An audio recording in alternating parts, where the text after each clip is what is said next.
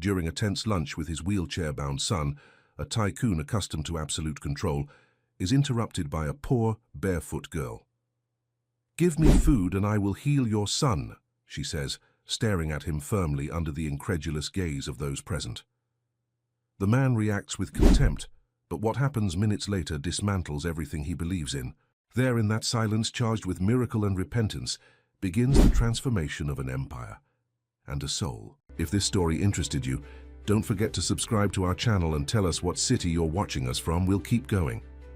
The glass-walled restaurant on the 50th floor of the Sterling Tower in Manhattan offered a breathtaking view of New York City, but Robert Sterling didn't notice it anymore. As the CEO of Sterling Financial Group, one of Wall Street's most feared investment firms, he was accustomed to commanding such heights. His presence alone made the staff nervous. The man who could buy and sell companies before breakfast, who never accepted excuses, who demanded perfection because that's what had built his empire. "Your usual table, Mr. Sterling," the maitre d' said with a deferential nod, leading Robert and his 9-year-old son Ethan to a corner table overlooking Central Park. Robert checked his watch impatiently. "We have 45 minutes before my next meeting."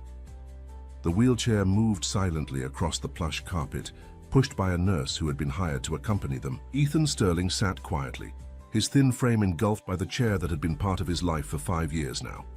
His eyes, so much like his mother's before she left them both, were gentle and observant, taking in everything while saying little. "That will be all for now, Ms. Reynolds."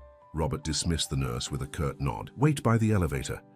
As she left, Ethan watched her go, his small hands resting motionless on the armrests of his wheelchair. The accident that had taken his ability to walk had occurred during a family ski trip to Aspen.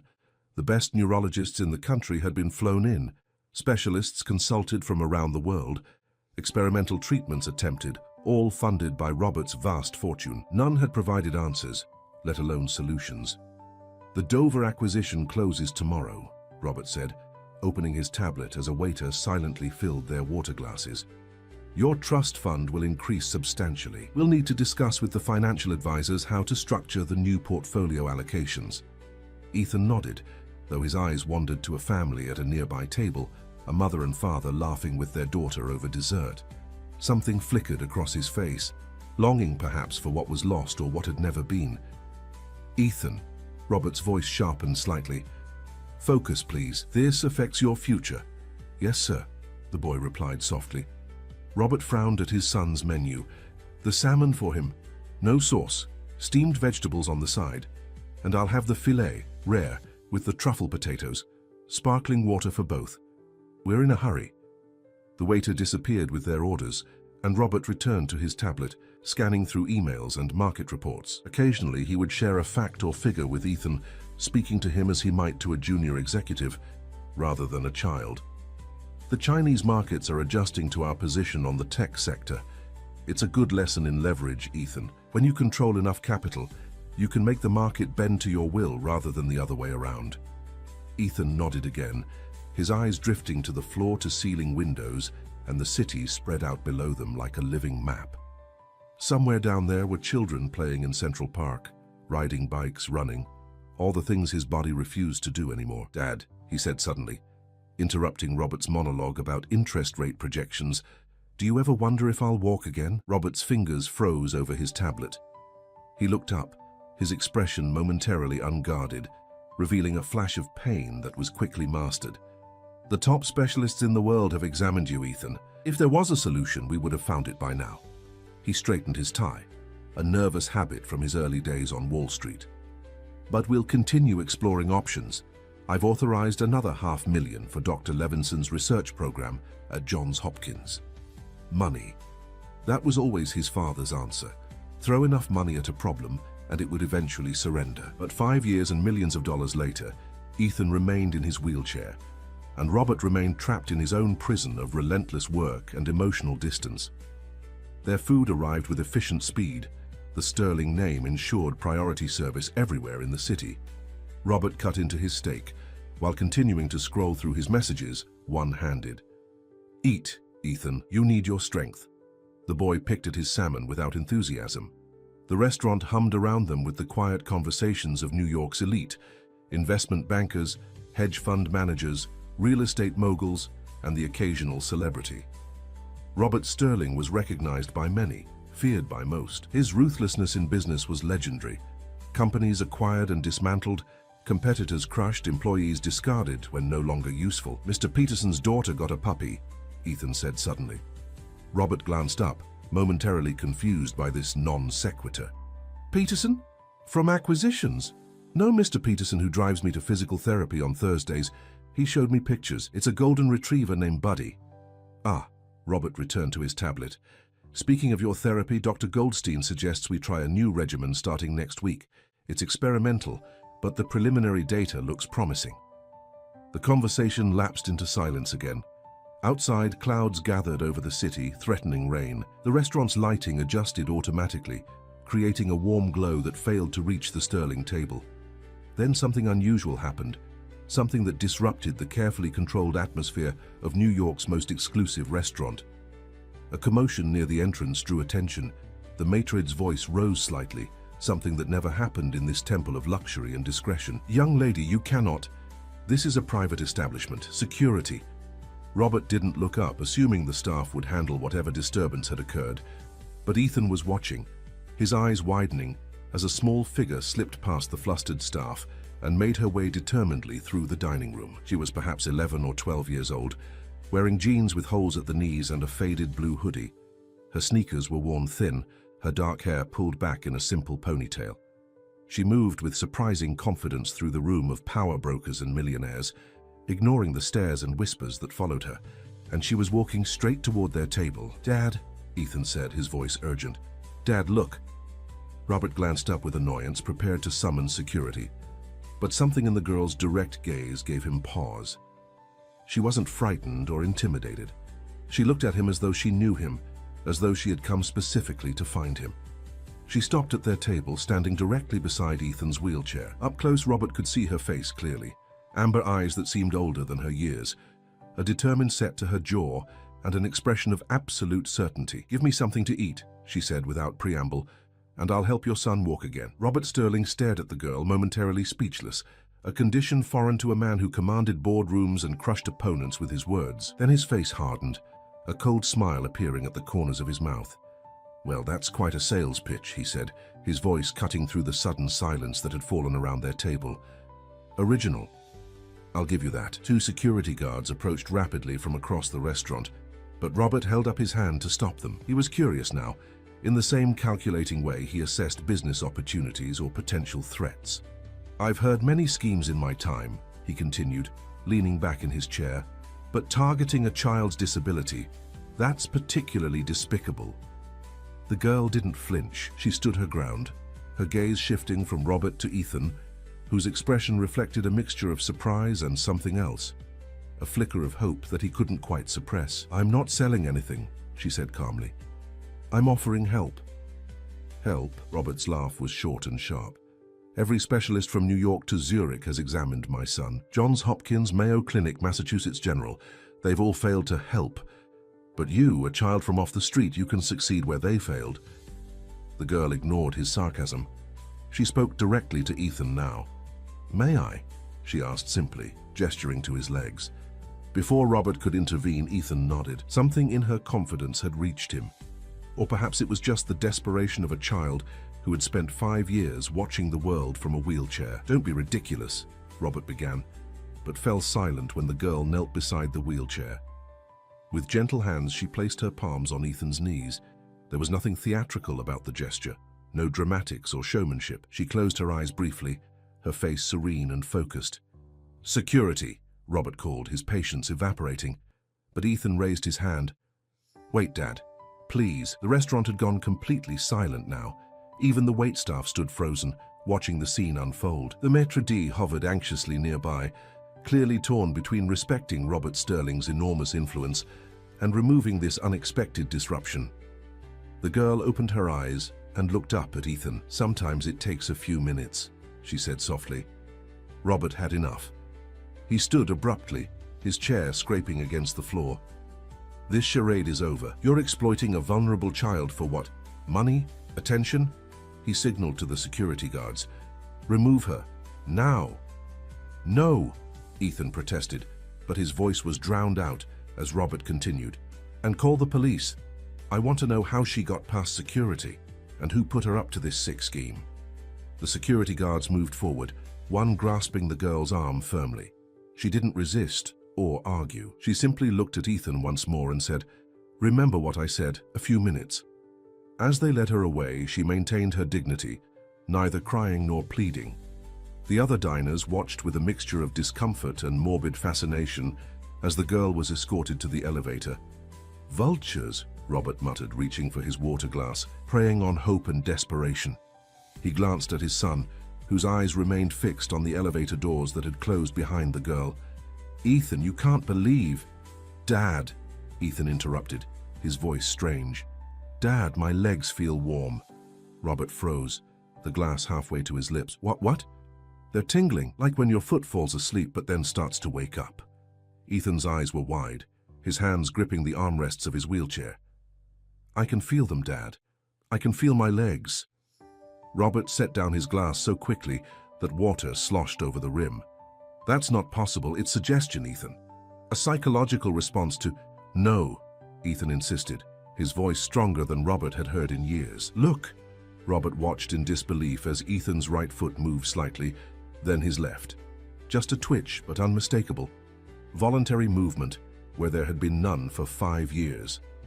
"My God," he whispered. Without another word, Robert threw a handful of $100 bills on the table and rushed to the wheelchair, pushing it himself toward the elevator, something he had never done before, always leaving such tasks to nurses and assistants. "We need to find her," he said, jabbing the elevator button repeatedly. "Now." The descent to the lobby felt interminable. Ethan kept flexing his feet, his face alight with wonder. "Dad, it's getting stronger, the feeling, it's spreading up from my feet." The elevator finally reached the ground floor, and Robert pushed the wheelchair at a near run through the marble-floored lobby. "Did you see where they took the girl?" he demanded of the startled doorman. "Security escorted her out about 5 minutes ago, Mr. Sterling." Robert burst through the revolving doors onto the busy Manhattan street. Rain had started to fall, light at first, but quickly intensifying. Pedestrians hurried past with umbrellas and briefcases held over their heads. "There," Ethan pointed.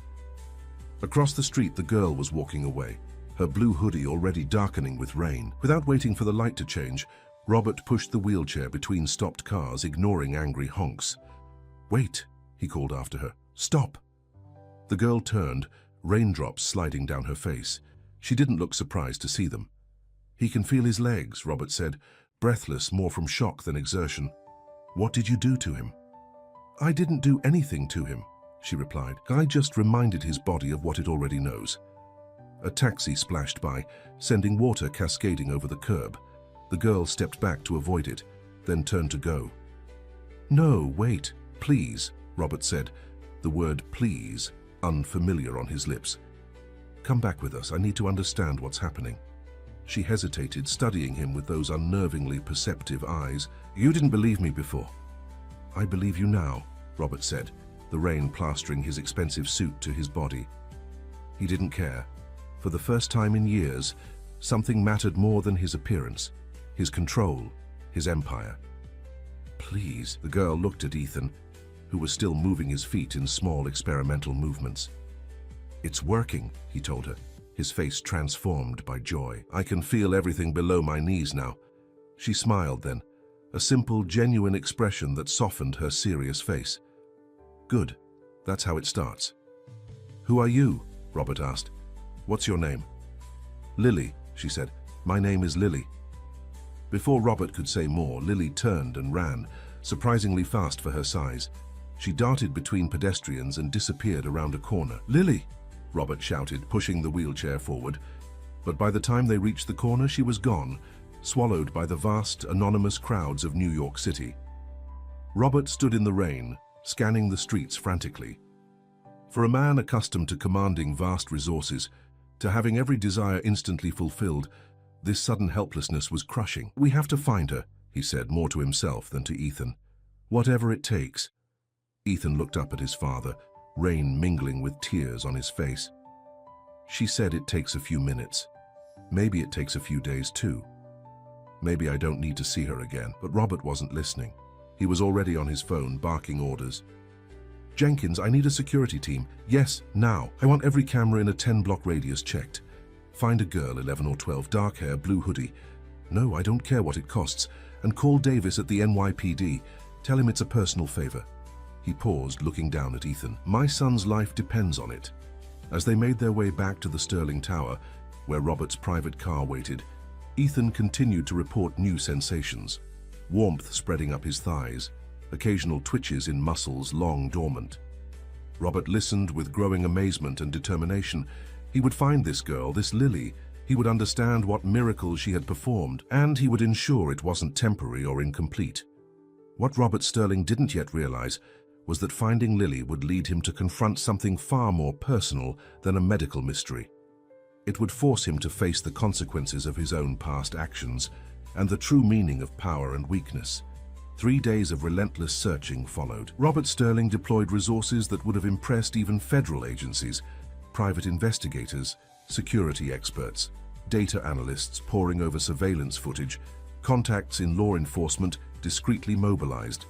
The Sterling name opened doors, and Robert's desperation shattered any that remained closed. Meanwhile, Ethan's condition continued to improve, though with frustrating inconsistency. There were moments when he could move his entire legs, even stand briefly while holding onto furniture. Then there were setbacks, hours when the sensation receded, when the miracle seemed to be slipping away. "It's like the tide," Ethan explained from his bed in their Central Park penthouse, where Robert had insisted on staying to monitor his progress instead of retreating to their Connecticut estate. "It comes in and goes out, but each time it comes back stronger." Robert had cancelled all meetings, delegated critical decisions, and sequestered himself with his son. The business world buzzed with speculation about his unprecedented absence, but for once he didn't care about the markets or his reputation. He sat beside Ethan's bed, watching every twitch of movement with the focus he usually reserved for billion-dollar negotiations. "Mr. Sterling," his assistant said from the doorway. "Mr. Reynolds from security is here with an update." Reynolds entered, a former FBI agent who now headed Sterling Financial's internal security division. His expression suggested news of significance. "We found her, sir." Robert stood immediately. "Where?" "A shelter in Brooklyn. Hope Harbor Women's Refuge." Reynolds hesitated. "There's something else you should know before we proceed." "Tell me on the way," Robert said, already reaching for his jacket. He turned to Ethan. "I'll be back soon, with Lily." "Dad," Ethan called as Robert reached the door. "Be nice to her, please." The request was so simple yet so revealing of how his son perceived him. Robert nodded curtly, unable to promise more. In the sleek black SUV heading toward Brooklyn, Reynolds briefed him on their findings. "The girl's full name is Lily Pearson. She's 12 years old. She lives at the shelter with her mother, Catherine Pearson." Robert stared out at the city rushing by, the familiar Manhattan skyline giving way to the bridges that connected to Brooklyn's different reality. "Catherine Pearson," Reynolds continued, his voice careful now. "She worked for Sterling Financial from 2012 to 2016. She was in your emerging markets division." Robert frowned, searching his memory. "I don't recall the name." "She was let go during the Asia restructuring. After that, she struggled. According to our sources, she lost her apartment shortly after being terminated. There were medical issues, financial hardship." A coldness spread through Robert's chest. The Asia restructuring, he remembered it well. 300 employees cut in a single day to maximize profits before a major acquisition. He had personally approved the list. Though he hadn't reviewed the individual names, it was just business, just numbers on a spreadsheet. "Medical issues?" he asked. Reynolds shifted uncomfortably. "She was pregnant when she was terminated, sir, with the girl." The SUV slowed as they entered a neighborhood far removed from Robert's usual world. Here, luxury high-rises gave way to aging apartment buildings and storefronts with security grates. The Hope Harbor Women's Refuge occupied a converted church, its stone facade weathered but dignified. "Wait here," Robert told Reynolds, stepping out alone. Inside, the shelter's reception area was simple but clean. A middle-aged woman looked up from a desk. "May I help you?" "I'm looking for Catherine Pearson and her daughter, Lily." The woman's expression became guarded. "And you are?" "Robert Sterling." Recognition flickered in her eyes, not the deference he usually encountered, but something closer to wariness. "I'll see if they're available to receive visitors." She disappeared through a door, leaving Robert standing in the unfamiliar space. Bulletin boards displayed resources for women in crisis, job listings, healthcare options, legal aid. A table held donated children's books and toys. This was a world he funded occasionally through tax-deductible donations, but never entered. The door opened again, but it wasn't the receptionist who emerged. It was a woman in her late 30s, thin and tired-looking, but with a quiet dignity that commanded attention. Behind her stood Lily, watching Robert with those same perceptive eyes he remembered from the restaurant.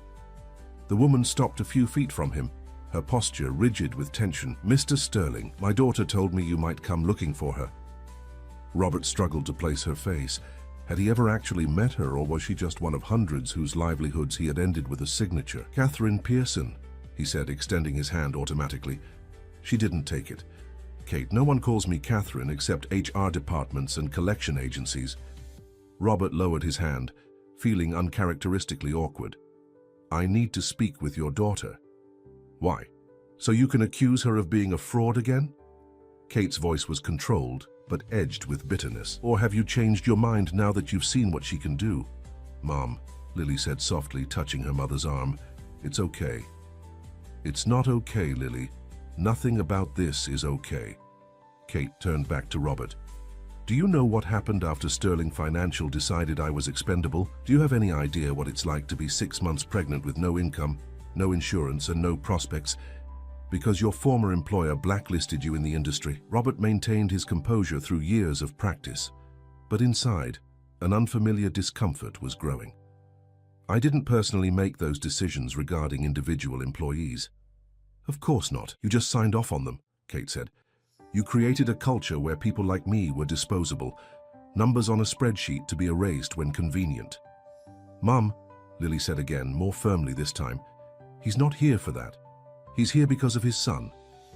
Kate fell silent, her anger momentarily checked by her daughter's calm intervention. Robert looked at Lily, struck again by the maturity in her expression. "My son can feel his legs, move them, even stand briefly. The doctors can't explain it. They're calling it spontaneous neural recovery, but they've never seen anything like it."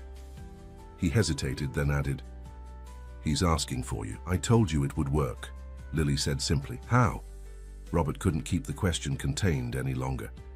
"How did you do it?" Lily glanced at her mother, then back to Robert. "I can't explain it.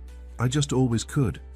I can feel where things are wrong in people, and sometimes I can help fix them." "She's always been different," Kate said, her voice softer now, "even as a baby. The doctors couldn't explain it." "I want to help your son finish getting better," Lily said, "but my mum is afraid." "Afraid of what?" Robert asked. Kate gave a short, incredulous laugh. "Are you serious? Afraid of what happens when word gets out that a child can miraculously heal people? Afraid of the exploitation, the media circus, the religious fanatics, the desperate sick people who would never leave her alone?" She stepped closer to Robert. "Afraid of men like you who see something unique and immediately think about how to control it, own it, profit from it." The accusation stung with its accuracy. Robert's first instinct upon witnessing Ethan's improvement had indeed been to secure exclusive access to this inexplicable gift, to control it. "I understand your concerns," he said carefully, "but my only interest is my son's recovery, and once he's fully recovered." "What then?" Kate challenged. "You'll forget all about us again, until you or someone you care about needs another miracle." The conversation was not proceeding as Robert had planned. He was accustomed to getting what he wanted through persuasion or power. Neither seemed effective here. "What do you want?" he asked finally. "Name your price." Kate's expression hardened. There it is, the real Robert Sterling, thinking everything and everyone has a price tag.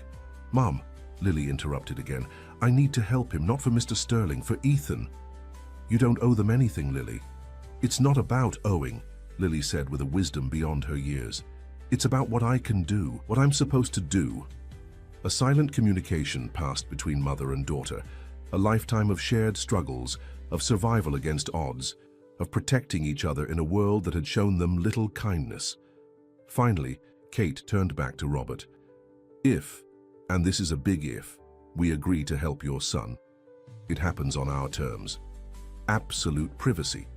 No doctors studying her, no tests, no publicity. And when it's done, it's done. We disappear from your life completely. And if I don't agree to those terms? Robert asked. Kate met his gaze unflinchingly. Then we leave New York tonight. I have friends in places your money can't reach. You'll never find us again. It was not an idle threat. Robert could see the determination in her eyes, the readiness to protect her child at any cost. It was a kind of power he hadn't encountered in his boardrooms or business dealings, the fierce, uncompromising love of a parent who had nothing left to lose. And in that moment, he recognized something of himself in her. Wouldn't he do the same for Ethan? Hadn't he already upended his carefully ordered life in pursuit of his son's healing? I agree to your terms, he said finally. Complete privacy. No doctors, no tests, no publicity. Kate studied him, searching for deception. We'll need that in writing, a legal agreement. I'll have my attorneys draw it up immediately. No, Kate said. My attorney. Someone I trust. Robert nodded, conceding this point as well. When can you come see Ethan? Kate and Lily exchanged glances. Tomorrow, Kate decided. We'll come tomorrow after the paperwork is signed. As Robert turned to leave, Lily spoke again. Mr. Sterling, Ethan should keep trying to stand, even when it hurts, especially when it hurts. That's when the healing is happening. Robert paused at the door, struck by the simple wisdom in her words. I'll tell him, he said, and stepped back into the world he recognized, a world that suddenly seemed less solid, less comprehensible than it had been just days before. The next morning, Robert's private elevator whisked Kate and Lily to the penthouse floor of Sterling Tower. The legal agreement had been signed at Kate's insistence before they'd even left the shelter. A comprehensive document drafted by a community legal aid attorney who seemed to take particular satisfaction in binding Robert Sterling to terms he couldn't escape. When the elevator doors opened, revealing the sprawling penthouse with its floor-to-ceiling windows and panoramic views of Manhattan, Kate's expression remained carefully neutral. But Lily's eyes widened slightly at the sight of such opulence. Mom, look at the view, she whispered. Kate squeezed her daughter's hand. Remember why we're here, she said quietly. Robert greeted them in the foyer, looking different from the commanding figure at the restaurant. He'd forgone his usual impeccable suit for a casual sweater and slacks. There were shadows under his eyes, evidence of sleepless nights. Thank you for coming, he said, the words still awkward on his tongue. Ethan is in the sunroom. He's been asking about you since dawn, Lily. He led them through the penthouse, a museum-like space of modern art, minimalist furniture, and strategic spotlights, highlighting architectural features. Everything was designed to impress, to convey power and success. Kate took it all in with a sidelong glance that suggested she found it more sad than impressive. The sunroom stood in contrast to the rest of the apartment. Flooded with natural light, it housed lush plants and comfortable furniture. Ethan sat in his wheelchair near the windows, a book open on his lap. When he saw them enter, his face lit up. Lily, you came back! Lily smiled, moving toward him with natural ease. I said I would help you, didn't I? Robert watched the two children greet each other, his son's eager excitement, Lily's calm confidence. They seemed to connect instantly, as though continuing a conversation only briefly interrupted. My legs are stronger today, Ethan told her. I stood up for almost a minute this morning, holding onto the bed. That's great, Lily said. Can you show me? While the children talked, Robert turned to Kate. Can I offer you something? Coffee, tea? No, thank you, she replied, still maintaining her distance. An uncomfortable silence fell between them. Robert was unaccustomed to social awkwardness. In his world, people rushed to fill silences, eager to please him, but Kate seemed content to let the discomfort linger. Your daughter, he finally said. Has she always been able to do what she does? Kate's gaze remained on Lily, who was now kneeling beside Ethan's wheelchair. The first time I noticed was when she was 3. A woman at our bus stop had terrible migraines. Lily touched her head and the woman's pain disappeared. She paused. I thought it was coincidence until it kept happening. A neighbor's arthritis, a classmate's asthma, small things at first. And you never told anyone, never tried to profit from it, Kate finished sharply. No, Mr. Sterling. Not everyone sees gifts as commodities to be exploited. Before Robert could respond, Ethan's voice rose in excitement. Dad, look! Robert turned to see his son standing beside the wheelchair, one hand on Lily's shoulder for balance. His legs trembled with effort, but he was upright, supporting most of his own weight. 3 weeks ago, the doctors said this would never happen, Robert said, his voice thick with emotion. They said the nerve damage was permanent. Doctors don't know everything, Lily said simply. She looked up at Ethan. Try taking a step. Ethan's face tightened in concentration. Slowly, shakily, he lifted his right foot and moved it forward a few inches. Then the left. 2 small steps that might as well have been a marathon. Robert couldn't speak. After 5 years of watching his son confined to a wheelchair, after millions spent on failed treatments and crushed hopes, these simple movements seemed impossible. Yet they were happening before his eyes. Ethan managed 3 more steps before his strength gave out. Lily helped him back to the wheelchair, her small hands steady and sure. That's enough for now, she said. You need to rest between efforts. Healing takes energy. Will I be able to walk normally again? Ethan asked, his voice a mixture of hope and fear. All the time, I mean, not just a few steps. Lily nodded. Yes, but it will take time and work. Your body is remembering what it forgot. Kate stepped forward. Lily, we should go. You've done enough for today. Mum, I should stay longer. He needs more help.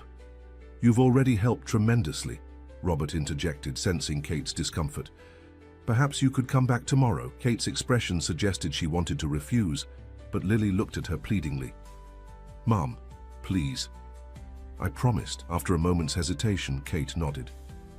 Tomorrow, for 1 hour. As they prepared to leave, Robert walked them to the elevator. I've arranged for a car to take you wherever you need to go.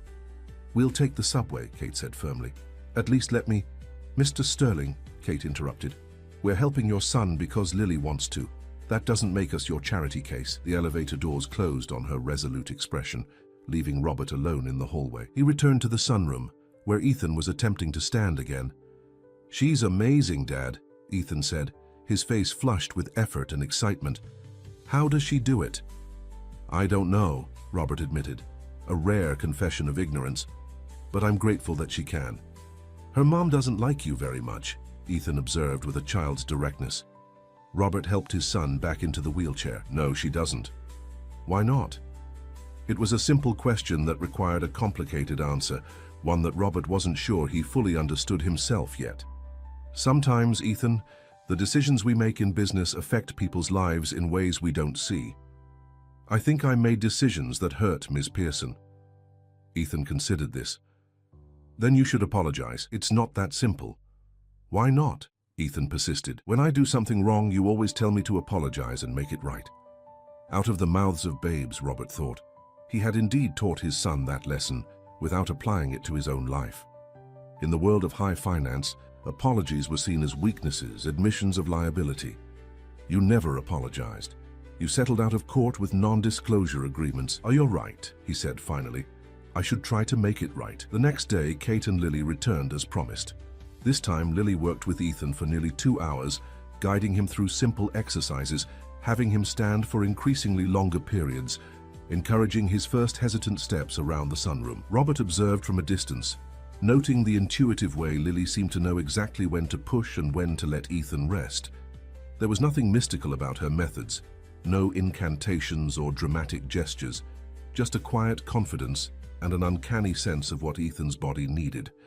On the 3rd day, Robert made his move. As Lily worked with Ethan in the sunroom, he approached Kate, who stood by the windows keeping watchful eyes on her daughter. Ms. Pearson, he began formally, I've been thinking about our situation. Our situation? Kate raised an eyebrow. Your situation, he corrected. Living in a shelter while your daughter performs miracles for the son of the man whose company left you homeless. Kate's expression hardened. If this is your attempt at offering money again, it's not about money, Robert interrupted. It's about safety and stability for Lily and for you. He hesitated, then continued. I have a property in Brooklyn Heights, a brownstone. It's been sitting empty since I acquired it in a portfolio deal last year. I'd like you and Lily to have it. Kate stared at him. Have it? Own it, free and clear. I'll transfer the deed to your name. Suspicion clouded her features.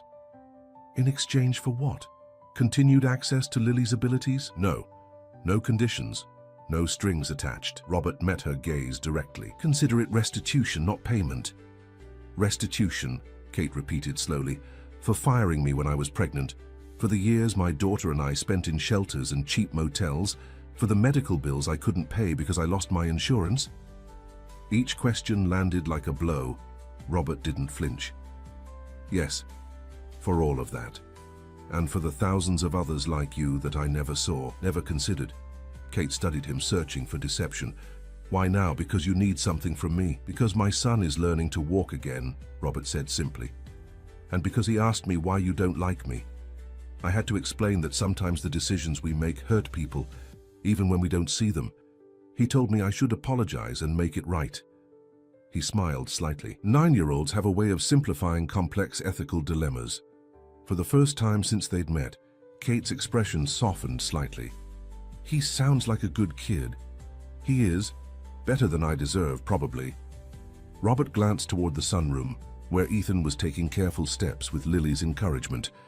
The brownstone is yours regardless of what happens with Ethan's recovery. I've already instructed my attorneys to prepare the paperwork. Kate didn't respond immediately. She turned back to the window, looking out over the city that had been so cruel and so indifferent to her struggles. I don't want your charity, Mr. Sterling. It's not charity, Robert replied. It's justice, long overdue. 2 weeks passed. Spring emerged fully in New York City Central Park, bursting into green life below the Sterling penthouse windows. Inside, another kind of rebirth was taking place. Ethan was walking. Not perfectly, not without occasional support, but walking nonetheless. He could cross the sunroom unassisted, climb 3 stairs before needing to rest, even stand long enough to look out the windows at the park he hoped to visit soon, on his own 2 feet. The transformation extended beyond his physical abilities. There was a new light in his eyes, a confidence that had been dimmed by years of limitation. He laughed more, talked more, engaged with the world with renewed enthusiasm. Robert watched this metamorphosis with a mixture of joy and disbelief. The doctors were baffled, calling it an unprecedented recovery, a medical anomaly they would study for years. They proposed tests, experimental monitoring, case studies. Robert declined them all, honoring his agreement with Kate. Kate and Lily had moved into the Brooklyn Heights brownstone, though Kate had insisted on a proper lease agreement rather than outright ownership. I'll buy it from you gradually, she had told Robert. Below market value considering the circumstances, but I'll pay for it. Her pride wouldn't allow anything else. Lily continued to visit Ethan daily, sometimes working with him on physical exercises, sometimes simply playing board games or watching movies. Normal childhood activities that were made extraordinary by the circumstances that had brought them together. Robert found himself changing too, in ways both subtle and profound. He delegated more at work, prioritized dinner with Ethan over late meetings, and actually listened when his son spoke. He found himself asking questions he'd never considered before, about the human cost of business decisions, about responsibility beyond shareholders, about the invisible ripple effects of power. But the transformation wasn't without setbacks. Dad! Ethan's panicked voice jolted Robert awake at 3 a.m. Dad, something's wrong. Robert rushed to his son's room to find Ethan sitting up in bed, face pale with fear. My legs, they're heavy again, and the pain is back. Robert helped Ethan attempt to stand, but his son's legs buckled beneath him. The progress of the past 2 weeks seemed to be evaporating before their eyes. It's okay, Robert said, trying to keep the alarm from his voice. Maybe you just overdid it yesterday. Let's get you back to bed and we'll call Lily in the morning. But morning brought little improvement. Ethan could still feel his legs, still move them somewhat, but the fluid movement he'd developed was gone, replaced by stiffness and weakness. When Lily arrived and saw Ethan struggling, her expression grew serious but not surprised. This happens sometimes, she said, sitting beside him on the bed. The body takes 2 steps forward, 1 step back. But why? Robert demanded, the old impatience surfacing. He was doing so well. Lily looked at him with those disconcertingly wise eyes. Healing isn't a straight line, Mr. Sterling. It's more like, she thought for a moment, it's like your stock market, up and down but hopefully trending in the right direction over time. Robert couldn't help but smile at the analogy. You know about stock markets? My mom taught me. She says I should understand money even if we don't have much of it. Lily worked with Ethan throughout the day, but the improvement was minimal. As evening approached, Robert found himself fighting a creeping dread. What if this was it? What if Ethan's recovery had plateaued, or worse, was reversing? After Lily left, Robert called Dr. Levinson, the neurologist who had been treating Ethan for years. "I'd need to examine him to give you a proper assessment," Levinson said cautiously. "But regression after initial improvement isn't uncommon in neurological cases. The nervous system is incredibly complex." "But he was walking," Robert insisted. "Actually walking." "Which is remarkable," Levinson agreed. "But without knowing what caused the improvement in the first place, it's difficult to say why it might be reversing. I strongly recommend bringing him in for tests." Robert thanked the doctor and hung up, torn between his promise to Kate and his desperation to understand what was happening to his son. That night, unable to sleep, he found himself standing at the window of his home office, staring out at the city lights. The empire he'd built seemed suddenly hollow, its value meaningless if it couldn't guarantee his son's health. A soft knock interrupted his thoughts. He turned to find Ethan in the doorway, leaning heavily on a walker the physical therapist had left behind. "Dad, are you okay?" Robert quickly composed himself. "I'm fine. Should you be out of bed?" Ethan made his way slowly into the office. "I couldn't sleep either." He maneuvered himself into one of the leather chairs facing Robert's desk. "You're worried about my legs?" "Of course I am." "Lily said it's normal, the ups and downs." "Lily isn't a doctor, Ethan." "No," Ethan agreed. "She's better." Robert sighed, sitting across from his son. "I just want to understand what's happening. If we knew why your condition improved, maybe we could ensure it continues." "Maybe we're not supposed to understand everything," Ethan said thoughtfully. "Lily told me sometimes we have to trust the process even when we can't control it." Robert smiled wryly. "That's a difficult concept for me to accept." "I know," Ethan said with surprising insight. "You like to control everything." The simple truth from his son's lips struck Robert deeply. Control had been his North Star, controlling markets, controlling outcomes, controlling his emotions after Ethan's mother left, controlling the narrative around Ethan's condition. "You're right," he admitted, "but some things can't be controlled." The next morning brought another surprise. Ethan woke with renewed strength in his legs, not a complete return to his previous progress, but a significant improvement from the day before. "See," he told his father triumphantly, "Lily was right." And so began a new pattern. Ethan's recovery proceeded in waves, great strides forward followed by temporary setbacks, but with an overall trajectory of improvement. Robert learned to weather these fluctuations with growing patience, to trust the process as Lily had advised. But just as they were adapting to this new normal, an unexpected complication arose. Robert was reviewing quarterly reports in his home office when his assistant called with urgent news. "Sir, there's a journalist asking questions about Ethan's recovery. Amanda Chen from the New York Chronicle. She's specifically inquiring about a miraculous healing and a young girl with special abilities who's been seen entering your building daily." Robert felt a cold weight settle in his stomach. "How did she get this information?" "Unclear, sir, but she claims to have surveillance footage from the restaurant where you and Ethan dined 3 weeks ago, and statements from staff who witnessed an unusual encounter. The restaurant, of course, dozens of witnesses had seen Lily approach their table, had heard her bold claim. In the age of smartphones and social media, Robert was actually surprised it had taken this long for someone to connect the dots. "Decline to comment," he instructed, "and find out exactly what she knows and what evidence she has." After hanging up, Robert paced his office, mind racing.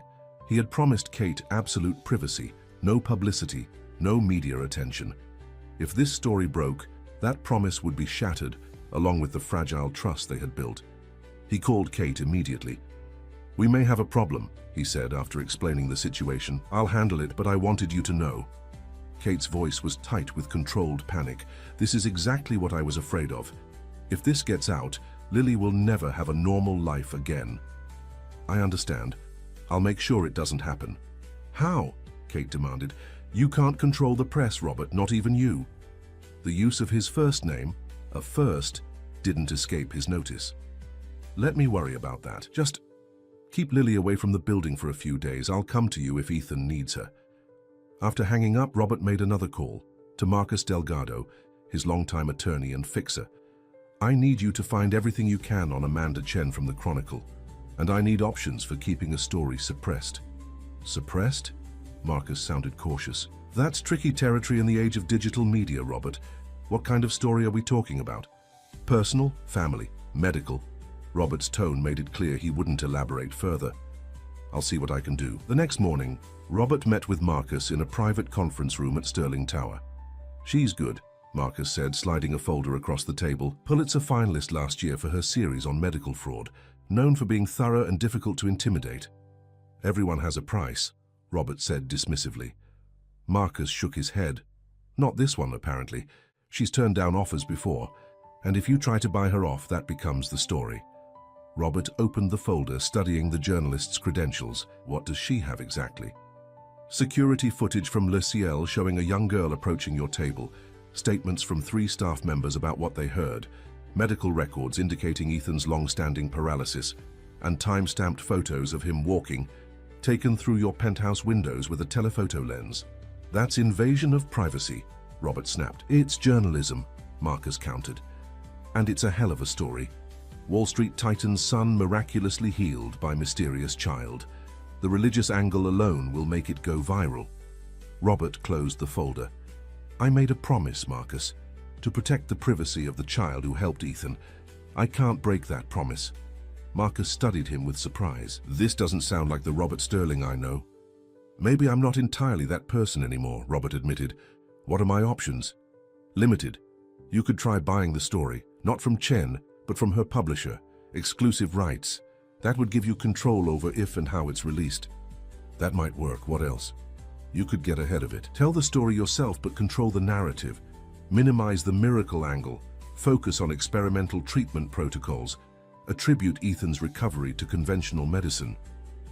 That would mean lying, Robert said, and breaking my word. Marcus leaned forward. Robert, be realistic. This story will come out one way or another. The question is whether you want to shape it or be shaped by it. Robert stood, walking to the window that overlooked Manhattan. The city that had always bent to his will now seemed to harbor threats he couldn't simply buy off or intimidate into submission. Set up a meeting with Chen, he said finally. I want to talk to her myself. Amanda Chen arrived at Sterling Tower precisely on time, dressed in a no-nonsense blazer and carrying a leather messenger bag that had seen better days. She wasn't intimidated by the opulent surroundings or the man whose net worth exceeded the GDP of several small nations. Mr. Sterling, she said, accepting his handshake with professional firmness, thank you for agreeing to meet. Ms. Chen, Robert gestured to the chair across from his desk. I understand you're working on a story about my son. She nodded, taking out a digital recorder. Do you mind if I record our conversation? I do, actually. This meeting is off the record. Chen raised an eyebrow but put the recorder away. All right, off the record for now. She pulled out a notebook instead. I'm investigating what appears to be a remarkable medical recovery. Your son Ethan was paralyzed from the waist down for 5 years following a skiing accident, correct? My son's medical history is private, not when it involves what multiple witnesses describe as a miraculous healing following an encounter with a young girl at Le Ciel restaurant 3 weeks ago. Chen's gaze was direct, unflinching. A girl who has subsequently been seen entering your building almost daily. Robert maintained his composure. Ms. Chen, I'm sure you can appreciate that any parent would go to extraordinary lengths for their child's well-being. I've consulted numerous specialists for my son over the years. This specialist appears to be approximately 12 years old, Chen countered, and according to witnesses, she specifically said she could cure your son if you gave her something to eat. Robert leaned back in his chair. You've been a journalist for what? 15 years? 17. In that time, you must have encountered many stories that seemed incredible on the surface, but had perfectly rational explanations when fully investigated. Certainly, Chen agreed. I've also encountered phenomena that defied conventional explanation. That's why I'm here, to understand which category this falls into. Robert studied her carefully. There was an intelligence in her eyes that couldn't be dismissed, a determination that matched his own. What's your angle on this story, Ms. Chen? Miracle healing? Exploitation of a minor? Financial fraud? So I'm curious what narrative you're constructing. I don't construct narratives, Mr. Sterling. I uncover truths. She pulled several photographs from her bag and laid them on his desk.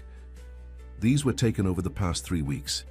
They show your son's progression from wheelchair to walking with assistance to taking independent steps. Medical experts I've consulted call this recovery rate unprecedented and medically inexplicable. The photos were indeed damning evidence, clearly showing Ethan's remarkable progress, with timestamps that confirmed the compressed timeline. My son has benefited from an experimental physical therapy protocol, Robert said carefully, one that has shown promising results. Administered by a child? Chen's skepticism was evident. Mr. Sterling, I've identified the girl as Lily Pearson, daughter of Catherine Pearson, your former employee who was terminated while pregnant. That's quite a coincidence, don't you think? Robert felt a chill. She had gone further in her investigation than he'd anticipated. Ms. Chen, I'll be direct with you. There are vulnerable people involved in this situation, children whose privacy deserves protection. I agree, Chen said, surprising him. Which is why I want to get the story right. People will talk about what happened at that restaurant. Rumors are already circulating. Without facts, speculation will run wild, and that could be far more damaging to all involved. It was a compelling argument, one that Robert hadn't considered. The story would emerge one way or another, if not through Chen, then through social media speculation, restaurant staff gossip, or smartphone footage that might already exist. What would you need for your story? He asked finally. An interview with you, access to Ethan's medical records before and after the incident, and ideally a conversation with Lily and her mother. The last is impossible, Robert said firmly. They've made it clear they want no publicity. Chen considered this. Would they speak anonymously? No names, no identifying details. I doubt it. They value their privacy above all else. Then help me understand what happened from your perspective, Chen pressed. Something remarkable occurred. Your son is walking again after years of paralysis. Don't you think people deserve to know that such healing is possible? Robert stood and walked to the window, looking out over the city. What if I offered you exclusive rights to the story, but with a delayed release? Say 5 years from now, when Ethan is older and better able to handle the attention. Chen shook her head. That's not how journalism works, Mr. Sterling. This story has significant public interest value now. And what about the human cost, the disruption to a child's life, the unwanted attention, the exploitation that would surely follow? Robert turned to face her. Some truths come at too high a price. That's not for me to decide, Chen said. Or you. The public has a right to information, even at the expense of a child's well-being, Robert challenged. Where's the ethical line, Ms. Chen? When does your pursuit of a story become harmful to those involved? The question seemed to give her pause. I'm not interested in harming anyone, Mr. Sterling, but I am interested in the truth.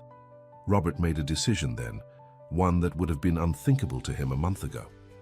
What if I gave you a different truth, a better story? Chen looked intrigued. I'm listening. Not about Lily specifically, but about the larger picture, about how this experience has changed me, about the reforms I'm implementing at Sterling Financial as a result, reforms that will affect thousands of lives. What kind of reforms? Comprehensive parental leave policies, healthcare that extends 6 months beyond termination, fund for employees facing medical crises. Robert returned to his desk, a fundamental shift in how we value human capital over financial capital. Chen made notes.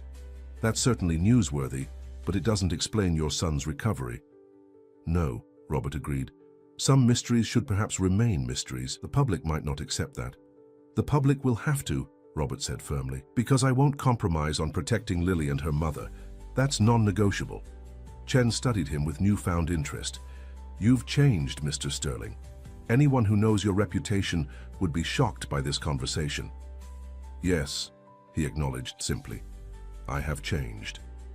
After Chen left, Robert immediately called Kate to update her on the situation. To his surprise, she was calm. We knew this might happen, she said. Lily and I have talked about it. I tried to deflect her attention to other aspects of the story, Robert explained, but she's determined. She already knows who you are, who Lily is. There was a long pause on the other end of the line. Lily wants to talk to you in person. Can you come to Brooklyn tonight?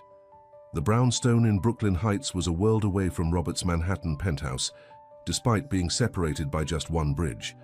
The neighborhood was historic, tree-lined, and possessed of a warmth that no amount of luxury could replicate in his glass and steel tower. Kate opened the door before he could knock.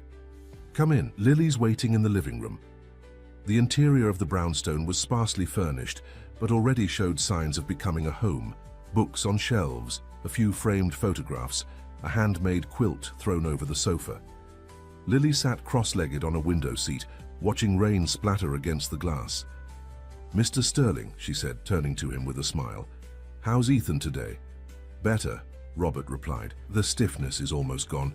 He managed to walk all the way to the kitchen and back without stopping." Lily nodded, pleased. "Good. That's really good." Robert sat in an armchair across from her. "Your mother said you wanted to speak with me."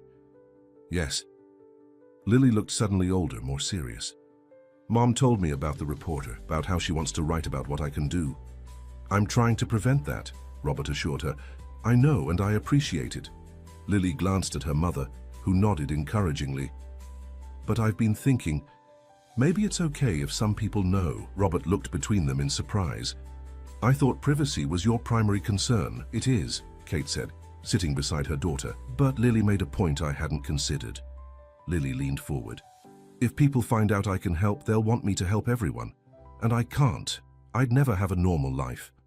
"Exactly," Robert agreed. "But," Lily continued, "if nobody knows, then I can't help anyone except by accident, like with Ethan. And that doesn't seem right either." Robert was struck again by the wisdom in this child. "What are you suggesting?" "A middle way," Lily said simply. "Not a big news story about me, but maybe a way for some people who really need help to find me. People you check first, so it's safe." Kate placed a protective arm around her daughter. "We've discussed boundaries, limited numbers, complete confidentiality, and only if Lily wants to, never because she feels obligated." Robert considered the proposal. "You're talking about a screening process, a way to manage access while maintaining privacy." "Yes," Kate confirmed. "Lily has a gift. We've accepted that. The question is how she can use it without being used by others." "And you trust me to be involved in this?" Robert asked, genuine surprise in his voice. Kate's expression softened slightly. "I'm beginning to."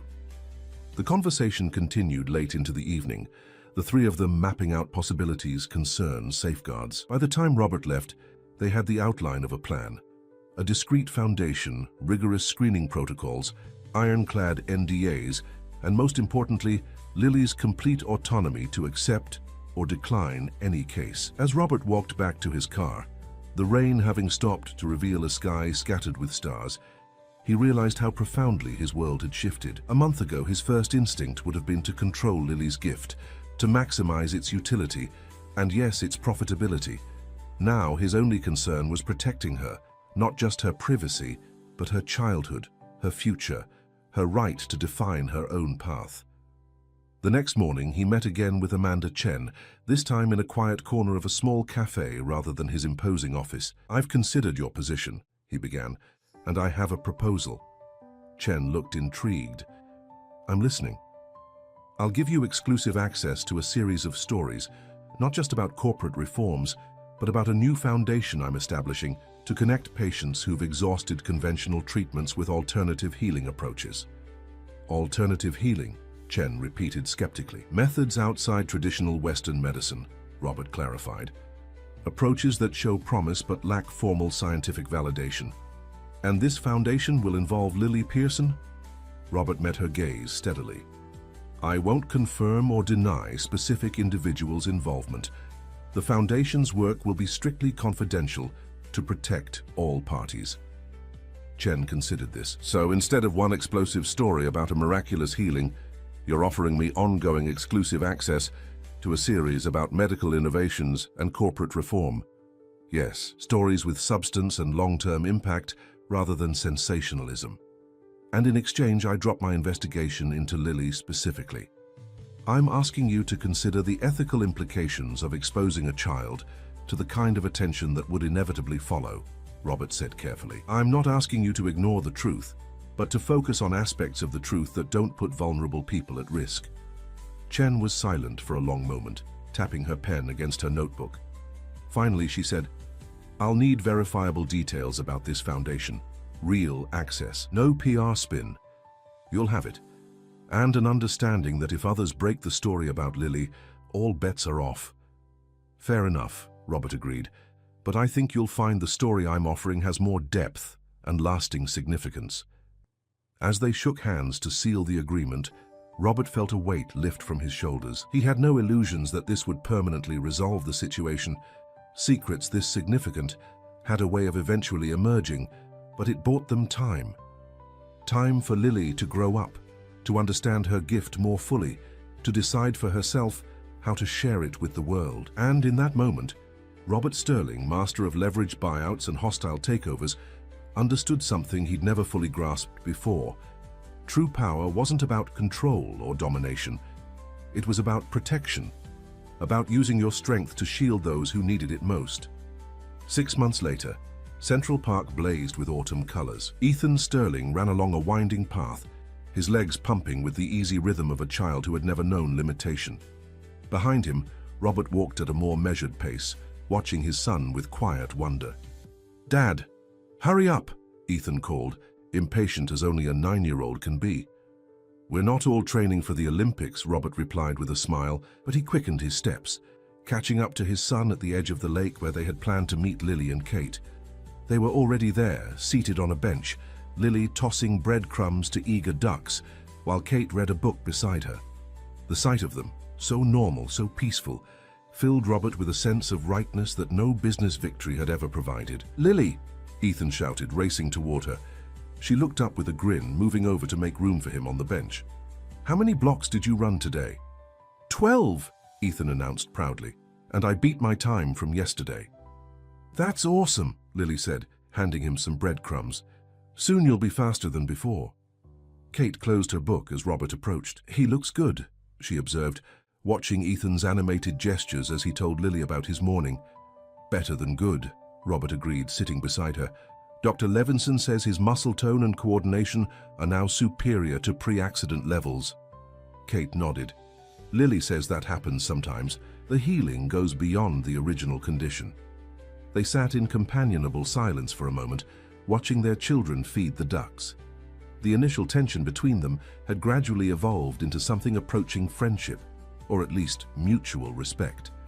"How are things at the foundation?" Kate asked. The Sterling Foundation for Integrative Healing had opened quietly 2 months earlier. Its purpose, to connect patients who had exhausted conventional treatments with carefully vetted alternative approaches, was public knowledge. The fact that Lily was occasionally one of those alternative approaches remained a closely guarded secret. "We've helped 17 families so far," Robert said, 3 with Lily's direct involvement. The system they had developed was working surprisingly well. The foundation identified cases where conventional medicine had failed, children like Ethan with unexplained conditions that resisted treatment. A rigorous screening process followed, with multiple layers of confidentiality agreements. Only the most desperate cases that met strict ethical criteria were ever presented to Lily. And only if she and Kate both agreed. "And the girl with leukemia?" Kate asked. "Sophie?" "In remission." Robert smiled. "Her doctors are calling it spontaneous regression. Very rare but documented in medical literature." "That's how it should be," Kate said with satisfaction. "No miracles, just medical mysteries that happen to resolve themselves." The arrangement protected Lily while still allowing her to help select cases that touched her heart. She remained a normal child, attending school, making friends, pursuing her interests in art and science. The Foundation's work was structured around her schedule, never the other way around. Amanda Chen's latest article comes out tomorrow, Robert mentioned, focused on the corporate policy changes at Sterling Financial, the parental leave expansion, the medical crisis fund. "I saw the draft," Kate said. "It's good. She's keeping her end of the bargain." "She's found a better story," Robert observed. "The slow transformation of a corporate culture has more depth than a one-time sensational healing." Kate gave him a sidelong glance. "And is it just a story, or is it real?" "It's real," Robert said quietly.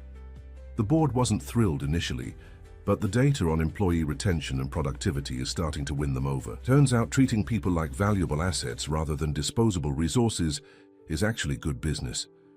Who would have thought? Kate's tone was dry, but there was a hint of a smile on her lips. Their conversation was interrupted by Ethan, who came running back to them. "Dad, can Lily come see my science project? I've got it all set up at home." "If it's okay with Ms. Pearson," Robert replied, looking to Kate. "Please, Mum," Lily added. "Ethan says it's about renewable energy." Kate checked her watch. "I suppose we could stop by for an hour before your piano lesson." As they walked together toward the park exit, Robert reflected on how much had changed in 6 months. His relationship with Ethan was unrecognizable. Gone was the distant, preoccupied father, replaced by a man who scheduled his business calls around school pickup times and coached his son's newly joined soccer team. Sterling Financial was changing too, though more gradually. Robert had installed a new chief ethics officer with actual authority, implemented family-friendly policies that were revolutionary for Wall Street, and begun a systematic review of past downsizing decisions to identify and rectify particularly harmful cases like Kate's. Not everyone understood or approved of these changes. Some board members questioned his judgment. Old friends from the financial world joked about him going soft or having a midlife crisis. But Robert found himself increasingly indifferent to their opinions. The metrics that had once defined his success, quarterly profits, market share, year-end bonuses, seemed hollow compared to watching his son run through the park on legs that worked. Back at the penthouse, Ethan proudly displayed his science project. A miniature solar array connected to a battery system that powered a small model house. As he explained the workings to Lily in meticulous detail, Kate and Robert stood in the doorway, watching. "He's got a good mind," Kate observed. "Creative but methodical." "Like his mother," Robert said. "She was a brilliant engineer before she decided corporate life wasn't for her." "Do you hear from her?" Robert shook his head. "Not for years. She's in Seattle now, I think, with her new family." Kate studied him. "That must be difficult for Ethan." It was, less so now. Robert watched his son laugh at something Lily said. "He's healing in more ways than one." After the science demonstration, Ethan had another idea. "Can I show Lily my new project, the one for kids like me?"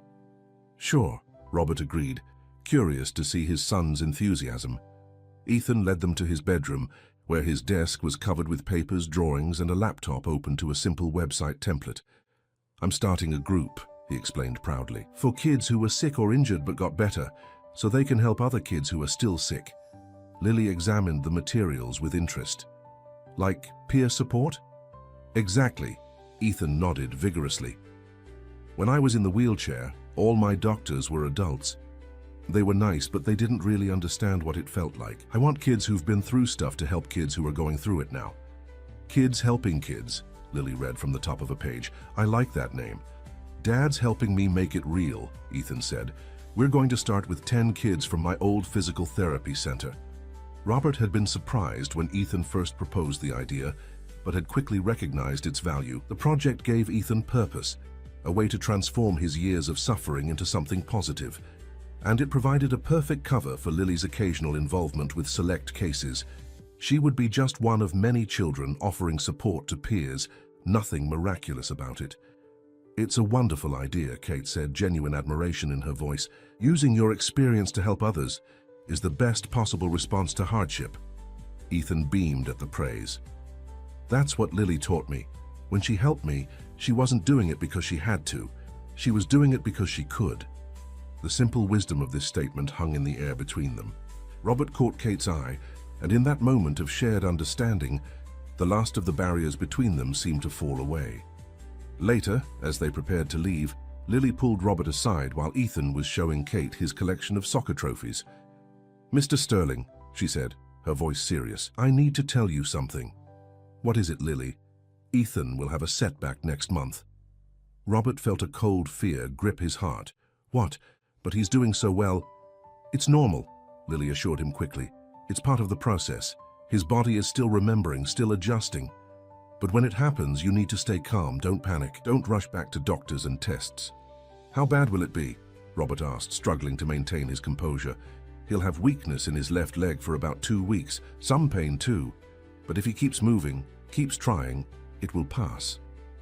Lily looked up at him with those wise eyes. "The body sometimes moves backward to remind the mind that healing isn't just physical." Robert studied her, this extraordinary child who spoke with the wisdom of someone who had lived multiple lifetimes. "How do you know all this, Lily? How do you understand things that medical science can't explain? Lily considered the question thoughtfully. I don't really know, I just feel it. Like how you know things about money and business without having to think too hard. It's just there in my mind. The comparison made Robert smile. Well, I'm grateful for whatever knowledge you have, however you came by it. Mr. Sterling, Lily hesitated, then continued. The most important thing I've learned is that healing isn't just about fixing what's broken. Sometimes it's about learning to live differently because of what happened. Like Ethan's project, Robert said, understanding dawning. Yes, and like your company changes. Lily smiled. You're healing too, you know, just in a different way. The observation, so simple yet so profound, stayed with Robert long after Kate and Lily had departed. That evening, as he and Ethan ate dinner together, something that had become a nightly ritual rather than a rare occurrence, he watched his son with new awareness. Dad, Ethan said between bites of pasta, do you think Mom would be proud of me now? For walking again and for my Kids Helping Kids project? The question caught Robert off guard. They rarely spoke of Ethan's mother, her absence a wound that had never fully healed. Yes, he said after a moment, very proud. But Ethan, she would have been proud of you even if you never walked again. Your worth isn't measured by what your body can or can't do. Ethan nodded, absorbing this. I know that now, but I didn't before Lily. Neither did I, Robert admitted. I thought I could fix everything with enough money, enough experts, enough control. I didn't understand that some kinds of healing can't be purchased or commanded. Like when Lily said she just reminded my body of what it already knew, Ethan said thoughtfully. Exactly like that. Robert reached across the table to squeeze his son's hand. Sometimes we already have everything we need to heal. We just forget for a while. A month later, just as Lily had predicted, Ethan experienced a setback. His left leg weakened, became painful when bearing weight. But rather than panicking, rather than rushing back to specialists and tests, Robert remembered Lily's advice. They worked through it together, gently, patiently, with faith in the process. And as winter settled over New York, bringing the first snowfall and holiday decorations to the city streets, Ethan's strength returned, not just to his legs, but to his spirit.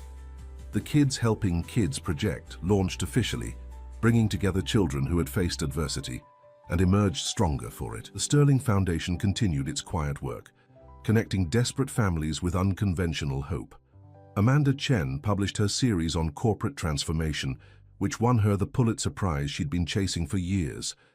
And Kate accepted a position as the foundation's executive director, her financial expertise and personal experience making her uniquely qualified to guide its mission. One evening as Christmas approached, Robert found himself back in Central Park with Ethan, Kate, and Lily. They walked together along paths now dusted with snow, their breath visible in the cold air, holiday lights twinkling in the trees around them. Look, Dad! Ethan called, pointing to a group of children skating on the park's frozen pond. Can we try that? Robert hesitated. Ethan had never skated, even before his accident. Are you sure it's pretty challenging? I want to try, Ethan insisted. Lily will help me. Lily smiled at this confidence. I'll try, but I'm not very good at skating myself. Then we'll all learn together, Kate said with a warm glance at Robert. As they rented skates and cautiously made their way onto the ice, Robert found himself thinking about the strange, miraculous journey of the past 9 months.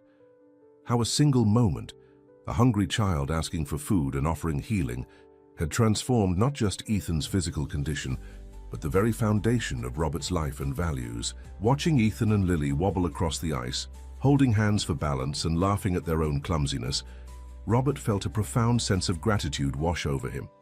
For his son's recovery, yes, but also for the deeper healing that had occurred in his relationship with Ethan, in his understanding of what truly mattered, in his recognition of the human consequences of power and wealth. Kate skated up beside him, her cheeks flushed with cold.